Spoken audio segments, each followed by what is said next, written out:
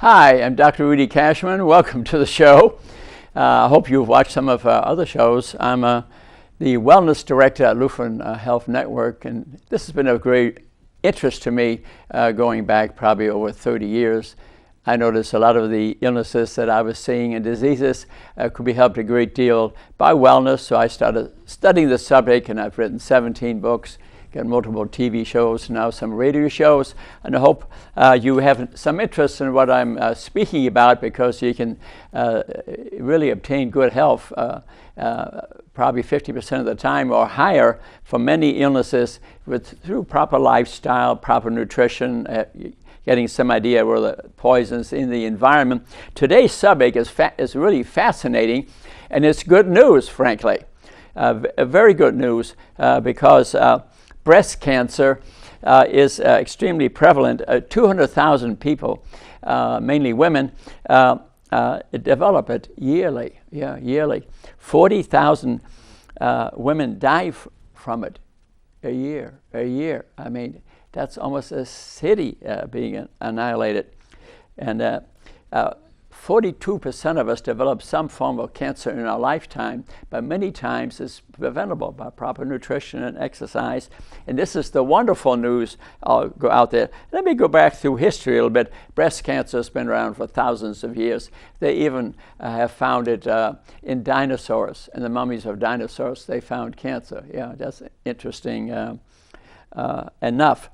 And so, but we can speak a little bit more other cancers too. A lot of the information I gave out does apply to other cancers prevention, actually, like uterine cancer. Obviously, in women, 47,000 people develop uterine cancer. It's 75% of it is related to nutrition. Wow, what an opportunity! But yet, if I were to speak to 100 women or even 100 nurses, there'd barely be one or two who would be aware of that. So I'm about throwing this information out because it's very important. It's critical to their lives. Ovarian cancer, about 22,000, and that has a higher death rate. Uterine cancer, 80 to 85% is curable because they have symptoms early, detectable, a discharge or something, and cure rate's pretty high, but preventable 75% of the time. Ovarian cancer, 22,000 a year with a pretty good death rate. Have you noticed on CNN the other day, I saw that they feel by 2030 there would be a 50% increase in breast cancer. That's sad. That's sad. So let's take advantage, though, of prevention. Certainly, I'm for research. They spend a great deal of money on research. We send almost all the money we raise here in this community to research, but very little money is spent on prevention. That's why I'm here. Now I have CD-ROMs and DVDs available, and this will be in public access television, and we'll continue to send out this message. Even in this, and I like to read some books. This is about information. If you want to prevent breast cancer, and that's critical that even as a teenager, you know about this. Yes, because what you eat, what weight you are, kind of affects your rate of breast cancer 20, 25 years later. Exactly correct. Because if you're overweight, you have increased estrogen in your body. You will start puberty earlier. Matter of fact, for every year that you start puberty before age 12, suppose you start 11, increases your breast cancer rate 7%. You go to age 10, 14%, age 9, 21%. That's true. It's out of the medical literature. So even a teenager needs to know about this. A number of books I refer to, and I'll hold them up because this one's from the Mayo Clinic, published 2010, Mayo Clinic breast cancer book by the best specialist at the Mayo Clinic. I'd like you to read it because it looks at all aspects of diagnosis, prevention. They may not be as pushy as I am about their diet. I mean, they barely mention that 50% of breast cancer is related to obesity. They said it. It's right in this book. but they don't seem to make a big deal of it. This is what I'm doing today. We can prevent 50% of it. That's good. But the book is very good about what tests to do, describing it, the staging of it, all these things. I think it's an excellent book, and I highly recommend it to you. And I'll be recommending others. You must gain knowledge. You must gain knowledge. This is what I'm all about. You must participate in your health care. It's very important. Let me tell you about Dr. Halsted. He was a famous surgeon in the 1880s or so, maybe a little bit before that.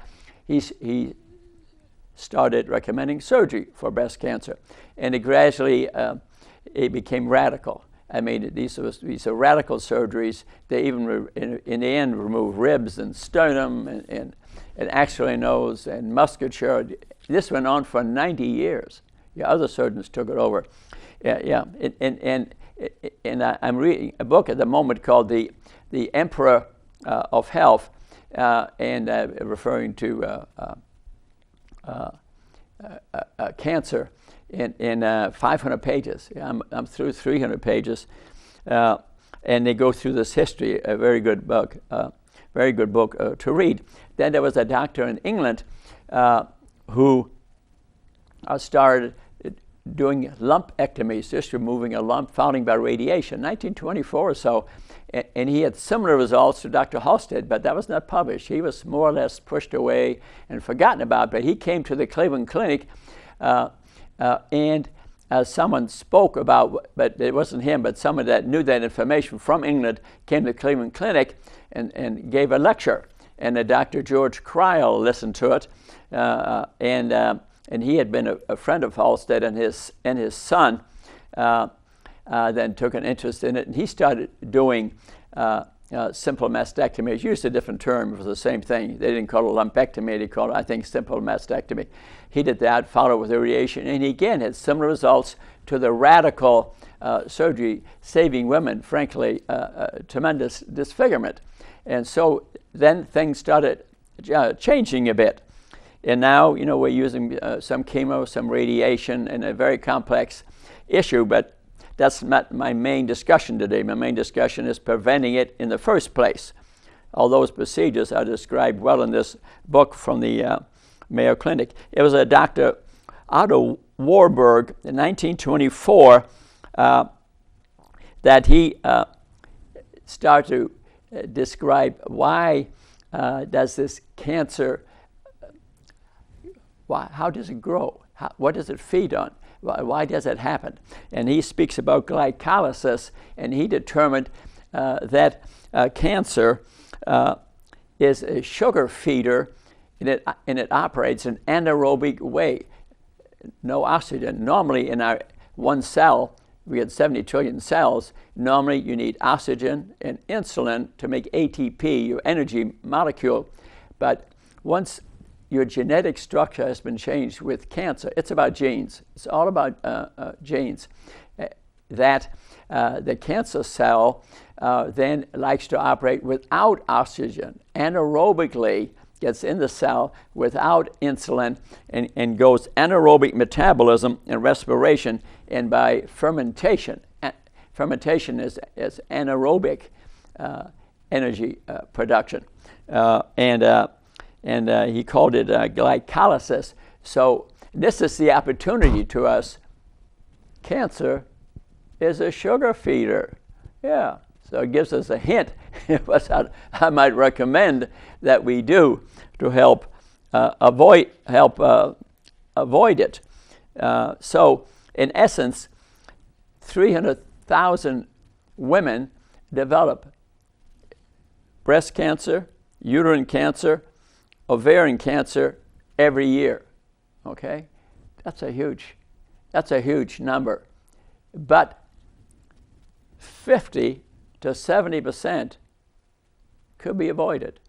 50% based on nutrition, the other 10 to 30% based on lifestyle, toxins, whether they exercise or not, whether they're positive thinkers or not, whether they're stressed all the time. Just think of it. Just think of it. We could probably save the lives of at least 200,000 people. You see why I'm here today?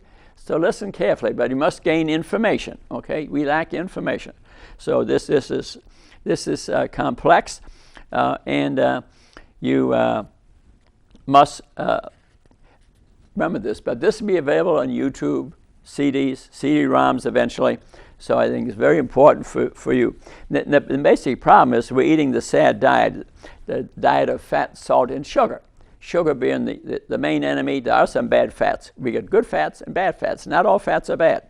And we're eating the unidentified food objects that have been manufactured that are not consistent with our genetic structure and our body's reaction to it.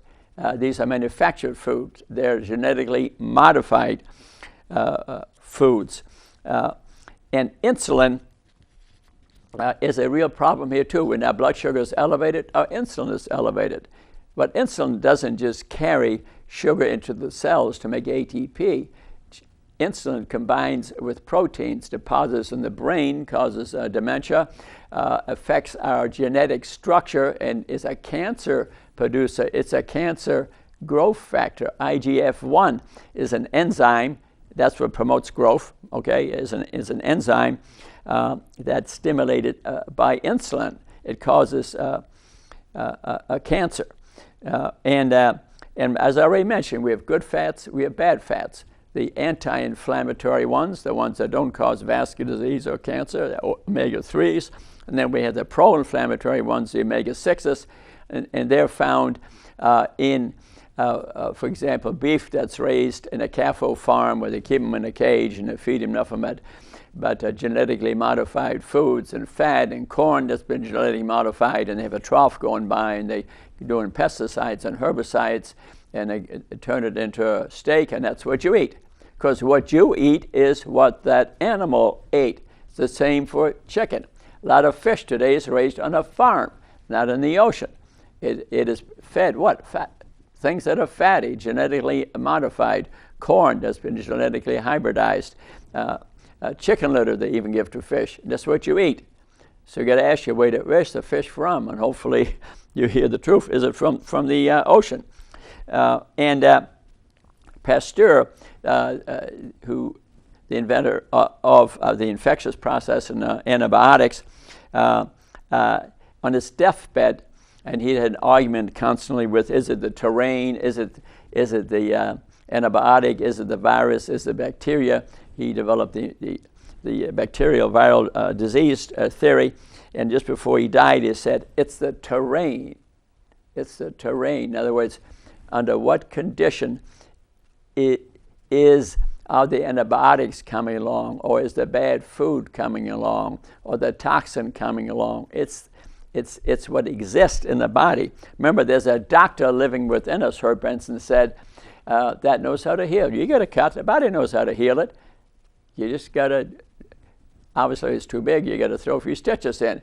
But we have tremendous healing power within us. And of course, our immunity, our Air Force, our Navy, our Marines, our immune system is what keeps us healthy. Made by the spleen, the thymus, and your bone marrow. And 40% of your immune cells are in your gut. Yeah, in your gut. There's one layer of mucosa, and you know what's underneath there? 40% of your lymphatic system, your Army, Navy, and Air Force, and Marines that protect you from foreign substances. And that's what keeps your immunity, is what keeps you healthy. And the best way to keep it healthy, eat a nutrient-dense diet. To eat 80% or so vegetable-type diet, maybe 20% meat products. You could go all the way 100%, but I didn't ask you how to be a vegan. Maybe 70, 80% or so. It is the toxins in the high meat products that we are eating. And milk, for example, if you read Whitewash, written by Keon, Whitewash, if you read that book, if you drink milk after that, I'd be surprised. Yeah, a lot of cancer factors in there. Casein is one of the biggest causes of cancer, especially in children. And milk causes teenagers to menstruate earlier than they should. Remember, it's 7% a year that you get it before age 12. Okay, so learn about milk. Let me tell you something interesting, something called epigenetics, upon your genes. We're not just born with our chromosomes and genes, and that determines from then on in exactly what's going to happen to us. No, 90% or higher of that is modifiable. Yeah, it's modifiable. Would you believe it? So if you're going to have a baby, what your grandparents did, your parents did, what you and your mate did, the toxins, what you did with your fingers, your forks, and your feet will determine the genetic structure through epigenetics of your child. Remember breast cancer, I said, for 10, 15, 20 years, what you did before determines whether you will develop breast cancer. What you ate, how much you exercised, whether you smoked. Yes, many years before is determined that. So it's very important. It's your length of time of exposure to estrogen. So if you're menstruating at age 9, then your exposure to estrogen is longer and your chance of breast cancer goes up. Genetics definitely has something to do with it, but it's only around 5 or 10%. Yeah, there are some bad genes that you're going to hurt, and you saw that about movie stars having both breasts removed, but those genes are rare. Most of the time, it's not one gene that determines it. Matter of fact, you know, they figured out the genetic code. Okay, now they're figuring out the genetic code of cancer. Yeah, they're doing studies all over the world. A whole bunch of groups doing it together, and like lung cancer, breast cancer. But each cancer, it's not just one gene. I think breast cancer, they think, is 13. Certain other cancers, it may be 100. So you're going to need to give 13 drugs, maybe, to knock out that cancer? I mean, we've been going at this thousands of years. Have we cured breast cancer yet? No, we haven't. Is it hopeless? No. Because Einhorn at Indiana, remember, figure out how to treat testicular cancer a number of years ago? I mean, a tremendous advance, so there's hope. But it may never happen, or it may happen 50 years from now. Remember, Richard Nixon declared war on cancer in 1971, gave $1 billion to it, and how much advance have we had? He thought it'd be eliminated in 5 years. Well, we are approaching 50 years, and it may be 100 years. So not to react to this opportunity of nutrition and lifestyle to eliminate 50 to 7% of breast cancer would seem inappropriate. Inappropriate, and not to bring it up to a patient, you know, be kind of nasty. Kind of nasty. Nutrition helps to prevent cancer, and if you have it, it even helps it. They've shown studies now with eating a high nutrient-dense diet, even with spread cancer, they can slow it down and sometimes even cure it. So I think you have to learn about this, because I didn't say to substitute for chemotherapy radiation. What I'm saying is in addition to it. And always check with your doctor, but many providers don't even bring it up. Don't even bring it up. I know, I've checked on it. I speak to patients. And this is what, you know, I'm trying to do here today. We're eating about 150 pounds of sugar a year now. In England, you know, 1770s, 1780s, we're eating 5 pounds, okay? And cancer is a sugar feeder. So you need to learn where's the sugar in your life. High sugary dense foods is what promote this, because they cause weight gain. Remember, 50% of breast cancer is due to being overweight. So that's critical. Find out what your body mass index is, and then you'll know what's appropriate. Many people are blind to it. I see the whole family. And of course, the other complications to being overweight besides breast cancer, diabetes, hypertension, heart disease, strokes, autoimmune disease, uterine cancer, ovarian cancer. These could be essentially eliminated, or at least cut way back on. There are primitive societies around who don't eat much sugar, and they hardly have these illnesses. So, and your mind plays part of this too, how you think, positive thinking, negative thinkers. When Christopher Reeve dies and his wife dies of lung cancer 9 months later. Stress. Stress can reduce your immunity. Your brain, Candace Pert wrote a book called Molecules of Emotion.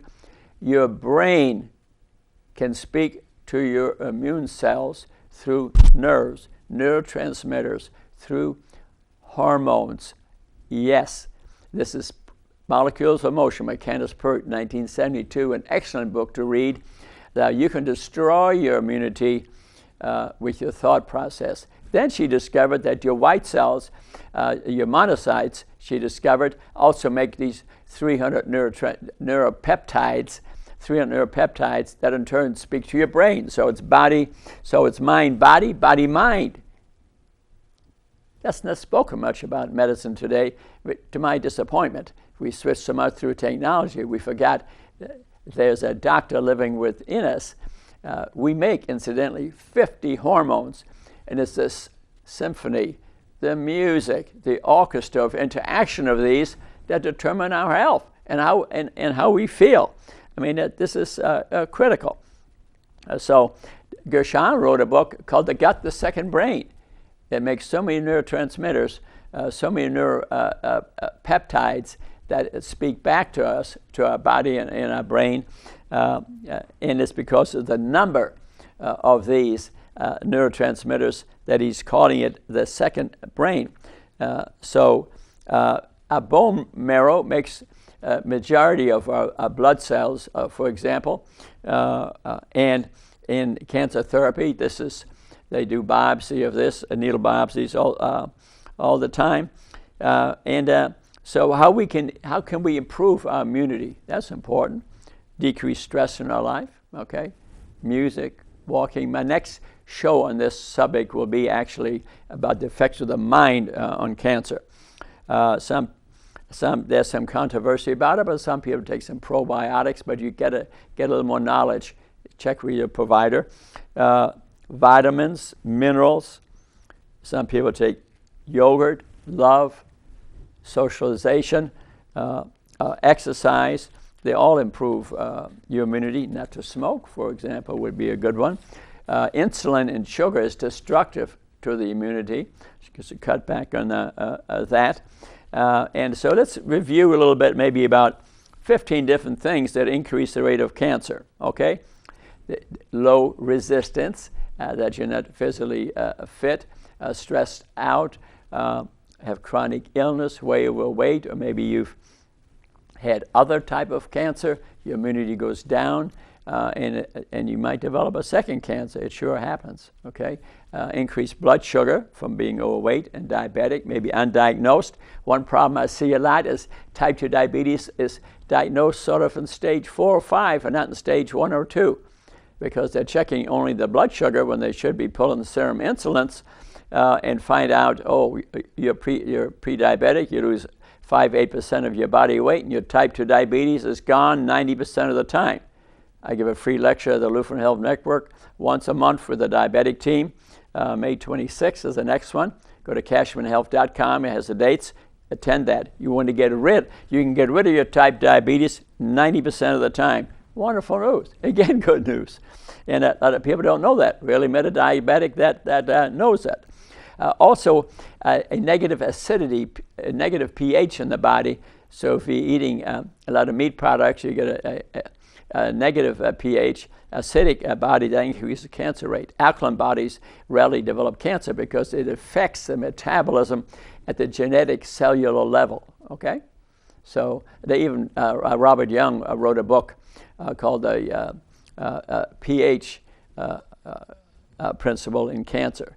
Good book to read, good book to read. But all these books, they're differences of opinion. You must gain knowledge. Don't look at everything as being the final opinion, okay? Do what your doctor says. Get multiple opinions. Look at other websites. Build knowledge. I think this is very important. And the toxic burden we have. Are we working near lead or silicon, whatever, things that cause cancer.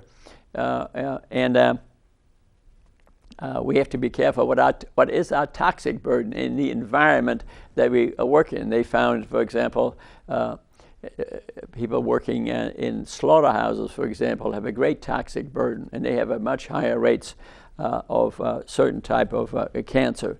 And as we get cancer rates increase as we get older, because we have genetic changes in our cells, we don't handle sugar as good as we get older, for example, and we have to even be more careful. So definitely breast cancer rate goes up after menopause, for example, after age 50 or so. Breast cancer rates go up, no doubt about it. It is related to the amount of estrogen and the progesterone ratio in the body. Stress, depression increase cancer rates, as we mentioned, because steroids are destructive, increase the sugar level, they decrease our immune cells, our Army, Navy, and Air Force, and increase weight and obesity, increase cancer rates tremendously. All cancers, actually, but breast cancer, 50%. Opportunity. Okay. Smoking increases, we mentioned that, and lack of exercise, and lastly, lack of nutrients. The nutrients, the foods of color, you can add mushrooms and onions to that. They have no color, but full of phytonutrients. We have, vitamins, about 12. We have minerals, and then we have phytochemicals, 25,000. They're enzymes. They have no calories. They're mainly foods of color. Sort of the color of this book, excellent book by Quillen, Beating Cancer with Nutrition by Quillen. Great book to read. Excellent, PhD. Excellent book to read.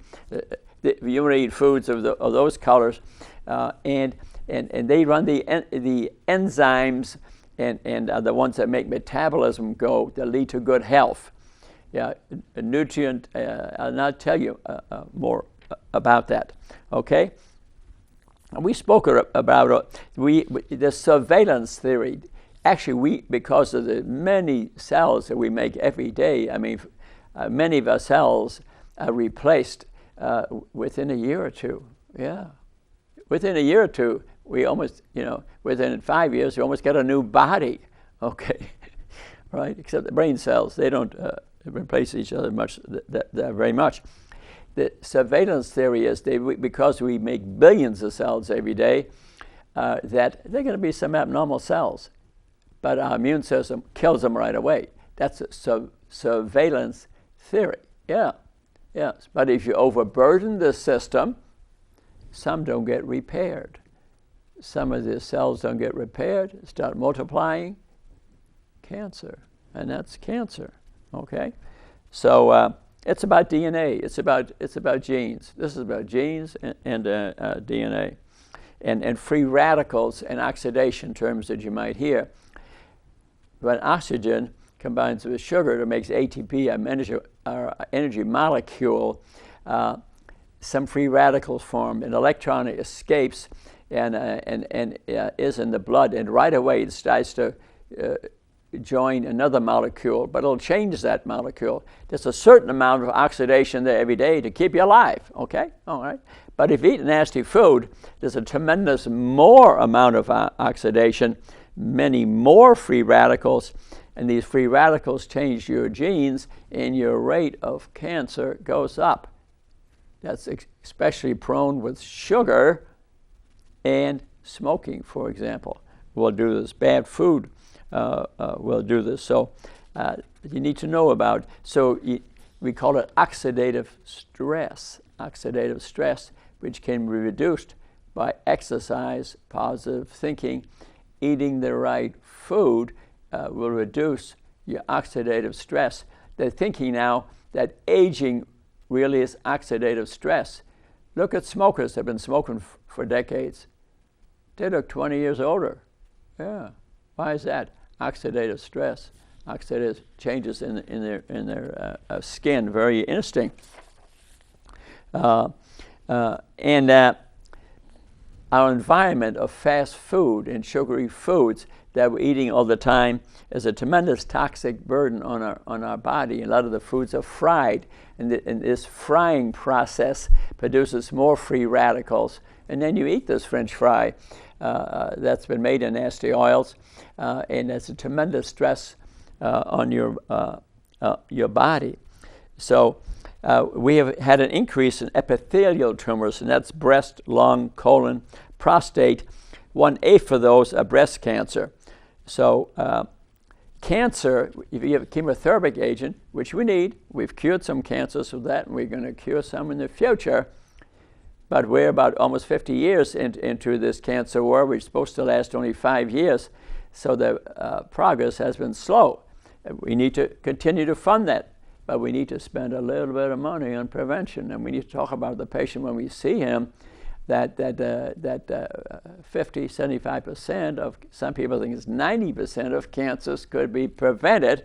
At the same time, we'd prevent hypertension and diabetes and a lot of dementia, because sugar combines with protein deposits in the brain and causes memory loss. That's dementia type 2 diabetes. It's not Alzheimer's disease, it's dementia.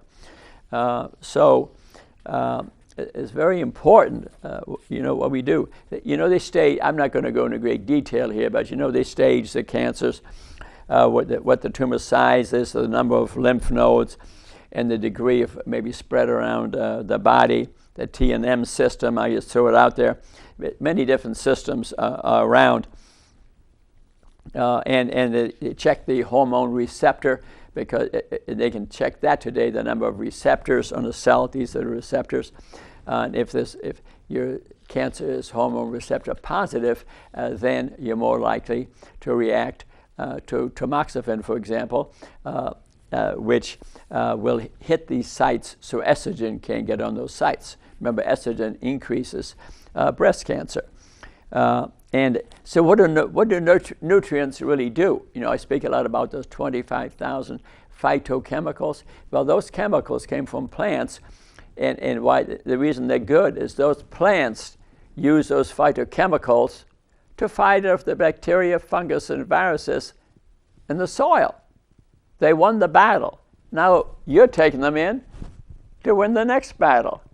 You get the point? That's why they're good. Okay, but these phytochemicals, nutrients, induce suicidal apoptosis. In other words, they cause bad cells to die, not to multiply, but to die. Okay, they reverse bad cells, cancer cells, back to normal cells. Some of them. Okay, that's very good, and they improve your immune function. This is what nutrients do. They improve your immune function, and some even help put a capsule around the tumor to keep it from spreading. And lastly, they reduce angiogenesis. All tumors need blood vessels to grow, and they put out an enzyme that reduces blood vessel growth. So you see now what nutrients do? I'll give you 5 reasons, okay? Very good. Suicidal apoptosis. They reverse the cancer cell back to healthy. They improve the immune function. They help encapsulate it. They reduce angiogenesis. Hey, I mean, this is good. So if you get the disease, you see they're helpful there. And prevention being the biggest thing, okay? 40% of the cancer patients die from malnutrition because the chemo stuff made them vomit so much. And the cancer certainly had an effect on their nutrition, depending on the exact situation. Sometimes you need even an intravenous nutrition. 40% die from malnutrition. Have you noticed that when they study cancer, they use a PET scan to know if it's spread around? You know what they use? Radioisotope labeled sugar. Why sugar? Remember, sugar is a cancer feeder. Okay, you got it? There's the proof. That's the PET scan. Dr. Furman wrote a book called Eat to Live, and also one called Super Immunity. I've reviewed books for him, and he's a friend of mine. Great books to read. He is Dr. Joe Furman, Super Immunity, okay, how to prevent cancer and what to do when you have cancer. Great book, Dr. Furman. Great website, too. And he is big time into nutrition. He would say health equals nutrients, remember, the phytochemicals, vitamins, minerals, divided by calories. So the more calorie-dense your food is, the healthier it is. And it's the easy way to lose weight. If you eat nutrient-dense food, okay, 3 things will happen. You eat nutrient-dense food, 30% of your basic metabolic rate goes up, and you only absorb 30% of that food because it'll leave in your stool because of fiber, okay? It takes so much energy to digest nutrient-dense food that you lose 30% of your calories there. Isn't that interesting? And this food is not energy dense to begin with, so you have a lot. If you're overweight and you're trying to get yourself in shape, you can see eating right has a tremendous advantage. Has a tremendous advantage. Okay, you can't change your BMR a great deal. It depends on age, size, sex. That's 50% of your total nutrient burned in a day. Okay, and that other 40% is what you ordinary living, the things that you do. We use the elevator or use the stairs or take a walk around the store before you buy food. It's called NEAT activity, non-exercise activity thermogenics. I'll give other lectures on that. You can find that on YouTube. The NEAT way, non-exercise activity thermogenics, how to get weight loss off you easily. To improve your NEAT activity, eat the nutrient way, you get advantage of these 30% things I talked about. You lose the bulk, increase energy, and nutrient food is less dense to begin with. 30% reasons to eat nutrient-dense food. And avoiding cancer 60% of the time, and avoiding vascular disease 80% of the time, avoiding type 2 diabetes 93% of the time. Am I giving you some good reasons to eat the nutrient-dense way? I think so. I live this world, okay? I live this world. I'm fully aware. 62% of the food we're eating has been stripped of the nutrients. It's processed food. You're eating sugar. You're just eating pure sugar. You're eating a donut, you're eating sugar. So you need to be aware a little bit of the glycemic index. You can get it on the computer and books, that how quickly your blood sugar rises if you eat something. You know, and you have to be a little bit aware of that. Interesting enough, I was playing tennis last night, and man, I was starved because I'd given a talk on memory loss at the hospital. And on the way to tennis, I grabbed a cookie out of the doctor's lounge. It's not like me to do that, but I noticed I didn't play that bad, but I was slowed down. You know what I think it was? I think it was the sugar had risen up and it interfered with neurotransmission and slowed me down. Oh yeah, I'm aware of that. Sugar even slows down your nervous system. And if you eat a lot of it, it grabs protein, deposits in your brain, and causes permanent changes. You know, if you do that on a regular basis. You want to avoid dementia, which diabetics get a lot, actually. They're not aware that they do. Get the weight off, get rid of the diabetes. So if you look at a food pyramid, for example, one I have at Trine University, cruciferous vegetables are the bottom. Those are vegetables with a lot of fiber in, with a lot of bok choy, cabbage, beets, and these are full of fiber and full of nutrients. They're nutrient dense, like black beans, navy beans, red kidney beans, are full of fiber, full of nutrients, full of protein. And if you're not allergic to any of those things, that's a nutrient-dense way of eating without getting exposed to animal proteins. You might say, well, geez, can't get my protein if I don't eat animals. False. That's been disproven. The only thing you're missing is B12, so take a vitamin. And a nutrient-dense plant diet is perfectly acceptable to a child after age 2 and to an adult for a very healthy life. Matter of fact, it's much healthier than animal products. And that statement comes from the American Dietetic Association, the American Nutrition Society. But that's been out there for years. That's nothing new. Don't anybody convince you you need to eat meat for protein. Baloney. LaPay's book that she wrote in '72, talking about protein and meat in the diet, and she changed her mind 20 years later, published another book, but she didn't. But that didn't really get out. Hardly anybody's ever read it. I've read it. I've read it. She said I was wrong. We don't need to eat animal products. It's kind of, and avoid anything that is white. It's sugar, flour, white pasta, white bread. You can get now, this thing is Ezekiel bread. You can get in any store.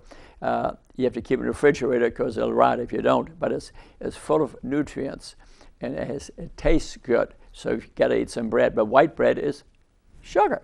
If you're overweight, you're diabetic. You shouldn't be eating this. It has no nutrients. White rice, white bread has no nutrients. It's not nutrient dense. Remember, we spoke nutrient density. So, and the whiter the bread, let's have a little laugh here. The sooner you're dead. Okay. Okay. If you got to eat bread, if you want to read more about that, read Wheat Belly by Charles Davis, a cardiologist, a good book. Vegetables, Dr. Furman would say almost 50% protein. Yeah. 100 calories of broccoli has more protein than 100 calories of meat, except you got to eat more broccoli. So there is plenty of protein. You know, we need some protein every day to build up our muscles, our bones, and our hormones. And we need some protein, but we only need a certain amount. We only need about 0.5 to 0.1 grams of protein per pound daily. That's not much. We're eating 2 or 3 times as much. It's hard on our kidneys. It's hard on our liver. And if you eat much too much of it, it'll turn to fat.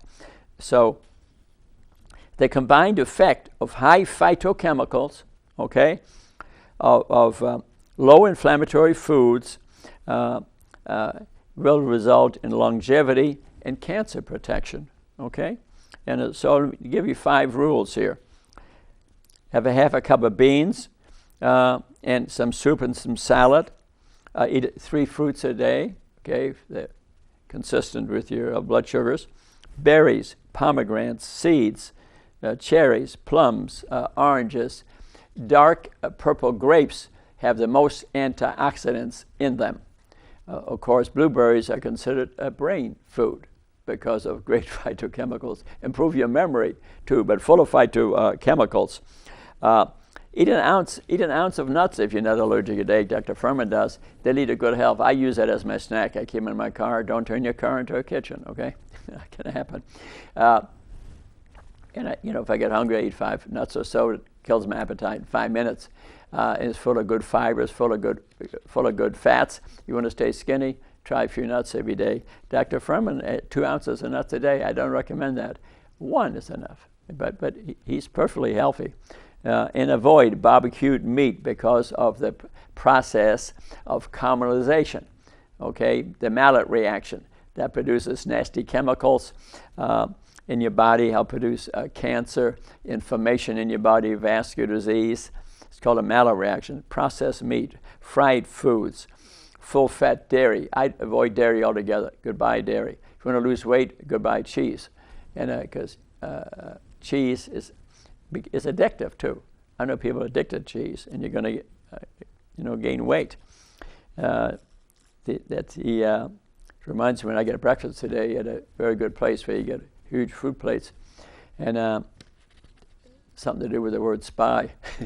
One of the girls working up front who I'd known for years, came to my table to let me know I didn't have a bill that day. And you know why I didn't have a bill that day? Because what I had told her, she'd seen one of the TV shows, she had lost 25 pounds and looked like a movie star. Epigenetics. The nutrient-dense food she's eating now has rearranged her body. She's beautiful. She was good-looking before, but she's beautiful today, and I told her so. And I told her that after she said my breakfast was free. Okay? And so Dr. Furman they look at foods through ORAC scores, nutrient density, okay? And kale, like Dr. Furman would rate 1,000, okay? White bread, 10 points. You get the idea? So if you shop at Whole Foods, they'll have it labeled by numbers like that. If you go, there's another system, the NUV system by Dr. David Katz. It is in Meijer stores. Not every food, but half the foods in the Meijer stores will be labeled 0 to 100. Helps you pick nutrient-dense food. I like that. I like it. Like under the Furman system, watercress be 1,000, Swiss chard 895, bok choy 865, cabbage 435 to 705, carrots 458, broccoli 3. You get any idea? That's nutrient density. And how it helps you with oxidation and free radicals. They did the work for you. And if you want to reach nutrient density, and if you read their books, they have huge tables. I could take an hour reading the tables. We don't have time for that. But you can read the tables off of there a little bit, and their websites have them too. So that's very interesting. And we spoke, a little bit about uterine cancer. 75% related to being overweight or obese, confirmed to me by a cancer doctor at DuPont on the elevator the other day. I've known that all along, but she confirmed it for me. But hardly a woman knows it. Knows it. Yeah, you can prevent the majority of that. Ovarian cancer also is found with much higher rates in people who have high insulin levels, have high sugar levels. And it's hard to detect ovarian cancer, so it runs pretty high death rate. So prevention is critical, critical, critical, critical, okay? All right, I think you understand that now. And they studied 440,000 people who were treated with radiation, and they found for breast cancer, and because chemo radiation destroys immunity. Some lose all their immunity for a period of time. So what do you think happens to some of them? They get attacked by other cancers. That's dime a dozen. That's dime a dozen. So chemo is great. I'm for it. Maybe someday it'll cure it. But in the meanwhile, let's do this in addition. In addition, okay? And before you do get chemo, which certainly is curative, very helpful to many people, get a number of opinions. Look on the internet, participate in your health care.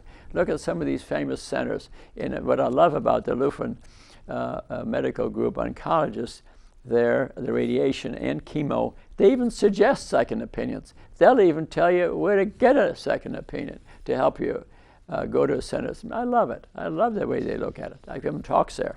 And this is just wonderful. But you must become very knowledgeable if you do indeed have it. So our genetic structures, load the gun. Like I said, 5-10% is in the genes. But environment, what's around us, what we eat, what we do, pulls the trigger. That's what pulls the trigger, our environment. So what you eat, your stress level, the chemicals. At the moment, it depends how you look at it, but I think we're losing the war. CNN, 2030, 50% increase in breast cancer. I heard it. That doesn't make it the truth, but I heard it. So that should concern us, and we need to get to work and to try to prevent as much of this as we can. And at the same time, the side benefit will be we'll get rid of our diabetes and all these chronic diseases and cancer at the same time. Read David Katz's book. Look on the cover. 80% of vascular disease be gone if you follow good lifestyle, nutrition, and exercise. 93% type 2 diabetes, 60% of cancer. I mean, let's get to work. But it's it's not easy to motivate us to do this, but I'm working at it. So try to improve. We have about 20 trillion immune cells in our body, and our bone marrow, what's inside of our bone makes most of them, and it's the interaction of our immune cells, the symphony, the rainbow, the orchestra of interaction of this determines our health. And it's based a great deal on nutrients. Supplements can be helpful, and you need to gather some more information and not just accept what I say here. You know, iron, selenium, vitamin C, copper, magnesium, boron, iodine. There can be differences of opinion about this. Curcumin, turmeric, I would say from my reading, you haven't got much to lose there. And I would highly suggest that you make make a smoothie a few times a week. Put all the vegetables in there and have it, foods of color and read about it. It's full of phytochemicals, full of vitamins, and it's in a concentrated form. Okay, I prefer the smoothie over the juices because the juices, I wonder about the sugar level, especially say if you're diabetic, but they're fine too. But smoothies has still in it all the fiber and things that help protect your blood sugar level. And drink some every day. It's a concentrated phytochemicals. You want to be healthy, have a smoothie every day. A concentration of phytochemicals that lead to good health. Best of all, though, is to eat those phytochemicals in the original fruit or whatever to begin with. Okay? An apple a day will keep the doctor away. Okay? I do eat an apple a day. But I think to know about the smoothies and juicing, I think is a big thing. Make it a regular habit, whether you have cancer or not. It's a highly preventative, and it'll lead to a good figure, I'll tell you that. And remember what I said about the increased metabolism. Your metabolic rate will go up. You'll burn more calories as a benefit. That 30-30-30 rule, okay?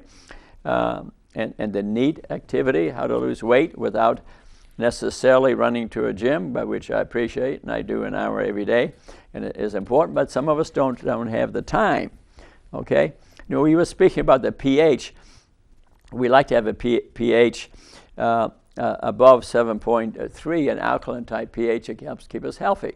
It drops below that and hits 5 or 6 or something like that, cancer rates increase, okay? That's something important to know. Nasty foods are much more acidic versus vegetables which are alkaline. So pay attention to that. And you can even check that with a little stick you can buy in the drugstore and check your saliva to see if you're pH negative or positive. If you have cancer, I do that. You want an alkaline environment because it kills cancer cells. So to have a healthy body, eat alkaline foods, green vegetables, unprocessed salts. Don't overdo it, you have hypertension. And you might look at the water too. Some waters aren't healthy. Have a look at that. Exercise. Have an alkaline lifestyle. And 10 acidic foods would be dairy products, meat and shellfish, all forms of sugar, vinegar, corn, fermented foods, eggs, alcohol. And alcohol is should not be consumed by women, frankly, but you know, and I'm not even recommending it, by a glass or 2 or 3 of wine a week, I would say you're probably going to be okay. But alcohol has been studied. Michael Greger, nutritionfacts.com on the internet, they studied it right down to even just a little bit. Breast cancer rates go up. Breast cancer, alcohol helps cause breast cancer. By a long shot, I'd avoid that. And but you know, like I said, you would think a glass or 2 a week of wine, you'd still be okay. But if you read nutritionalfacts.com on the internet, find Michael Greger's DVD on that. I'm highly concerned about that. And sugar, as I mentioned, feeds cancer. 3 to 5 times fold increase in cancer. People eat a lot of sugar. Okay. Sugar is the most hazardous food stuff in the American diet. Did you hear me? Sugar is the most hazardous food stuff in the American diet. You know it now. And diets that want to decrease tumor growth, they reduce the sugar. And exercise burns sugar, so it reduces cancer rates. And a few supplements, read about them, ginseng and curcumin. Curcumin, I think, is quite safe. And there's some others. Have a look at them and see if you think they help you. We Americans are eating and drinking like hummingbirds. Look at a hummingbird. You can see through the skin. What are you looking at? What's the white? Is that sugar? No, it's fatty liver. That's a fatty liver. That sugar, because it's fructose, was converted to fatty liver. It's destructive to the human body. I have a hummingbird right in front of my window in the mornings. I see him. I can look right through his skin, and I can see the sugar. And so it's about Warburg describing cancer sugar for glycolysis. It's anaerobic. So let's summarize this a little bit. And the next show I'm going to have on this, we're going to speak about stress in the mind and toxins in the environment in breast cancer. A lot of this applies to all cancer prevention, but we're aiming specifically today at breast cancer because it's really been emphasized in this community this month, and all the money is going to research. I know, I looked them up. I spoke to the one running the program, and they'll speak a little bit about exercise, but the amount of money spent on prevention, zero. She told me. I just don't think that's appropriate, okay? I love that they're working on it. Certainly, maybe we'll discover the drug that does it. Wonderful, I'm totally for that. But in the meanwhile, when we prevent all these chronic diseases and prevent 50 to 80% of breast cancer through proper nutrition, through exercise, and to respecting the environment, and it's not that difficult. Did I say you should follow a diet, restrict the amount you eat? No. I want you to eat different food. I want you to eat nutrient-dense food. If you're mainly a meat eater, if you're mainly eating genetically modified foods, if you're eating fish out of a pond instead of the ocean, you're destroying your health. You may not see it right now. A lot of people I see, and almost every third person, frankly, that I see, I think I see too much, has a weight problem. And they're probably pre-diabetic. They haven't been properly tested because they only had a blood sugar done. So get that glucose tolerance test with a fasting blood sugar and a serum insulin to see if you're pre-diabetic, please. That's in Mark Herman, Blood Sugar Solutions, How to Speak to Your Doctor. You can print out 40 pages free. Do yourself a favor and do that. Mark Hyman, How to Speak to Your Doctor. He wrote that famous book, Blood Sugar Solutions. And I'm going to speak to him on the phone, a matter of fact, in a day or two. And you'll catch prediabetes very early. You'll prevent diabetes. You'll prevent breast cancer. Not every case, but you cut it way down.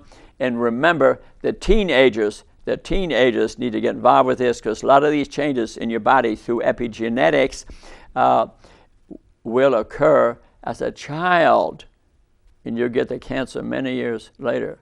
I'm doing this today through the Lutheran Health Worker because we love you. We care about you. Please join us in other lectures, our YouTube, books I've written on Amazon Books, about 17 books. And we care about you. And we'll have another show on this about stress in the mind and cancer. This is doable. It's not very hard. It's not very hard. I'd be glad to help you. I'd be glad to help you. And thank you very much for listening.